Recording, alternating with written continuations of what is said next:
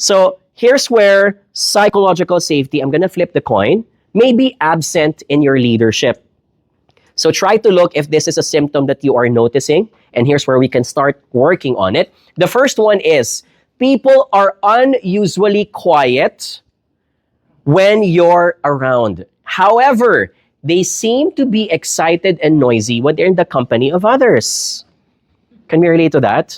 Yung bang tipong kapag nasa meeting, aba, anghel. Pero pag nasa pantry or nasa somewhere else, ang ingay-ingay.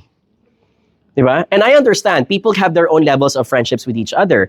But if you notice that there is zero relationship between you and your teams, I think it's a red flag. And I'm talking about zero, ha?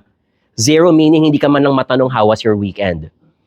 Zero meaning hindi ka man lang matanong about any personal things such as, boss, may sakit po ako, patingin nga ng proof. That level, right? That level of indifference.